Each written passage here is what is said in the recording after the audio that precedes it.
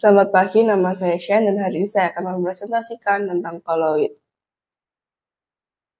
Sistem terdispersi adalah larutan atau campuran dari dua zat yang berbeda atau sama wujudnya. Sistem terdispersi terbagi menjadi tiga. Yang pertama adalah larutan, yang kedua ada koloid, dan yang ketiga ada suspensi. Larutan itu adalah campuran dari air dengan gula, lalu koloid itu air dengan susu, lalu suspensi itu air dengan pasir.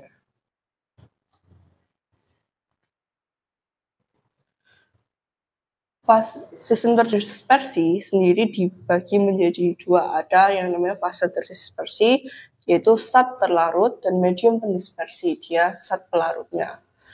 Bila gas dengan cair, maka nama koloidnya adalah busa.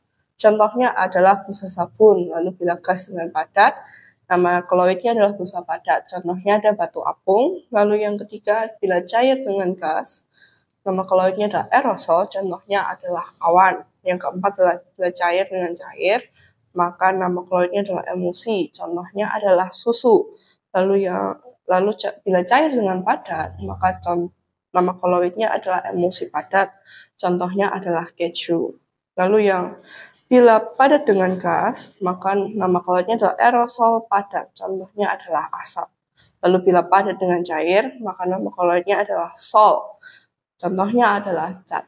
Lalu yang terakhir, bila padat dengan padat, maka namanya adalah sol padat. Contohnya adalah perunggu.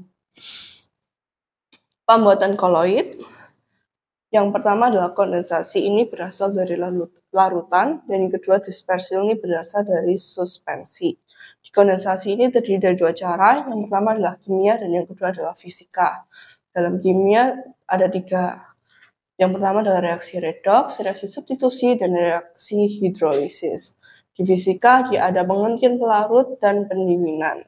Kalau di sistem dispersi ini ada tiga, mekanik, baptisasi, dan surpretik. Lalu ini adalah sifat koloid. Ada 7, yang pertama adalah crackdown, dia adalah gerak zigzag yang disebabkan oleh adanya tumbukan antara partikel dan pendispersinya. Contohnya adalah terlihatnya partikel-partikel debu karena sinar matahari yang melewati celah. Lalu yang kedua ada efek Tyndall, yaitu menghamburan berkas cahaya oleh partikel-partikel koloid. Contohnya adalah sorot lampu mobil pada malam yang berkabut lebih jelas. Lalu yang ketiga ada adsorpsi, yaitu penyerapan ion molekul pada permukaan laut. Contohnya adalah penyembuhan sakit perut dengan norit. Lalu yang keempat ada elektroforesis, yaitu pergerakan partikel-partikel koloid yang bermuatan karena pengaruh medan listrik. Contohnya adalah memproduksi barang-barang industri yang terbuat dari karet. Lalu yang kelima ada koagulasi, yaitu penggumpalan atau pengendapan sistem koloid. Contohnya adalah pembentukan delta atau lateks.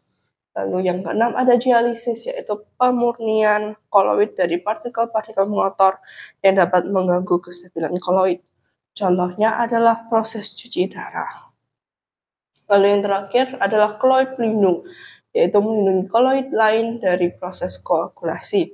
Contohnya adalah pembuatan mayones atau pembuatan es krim. Sekian presentasi saya, terima kasih.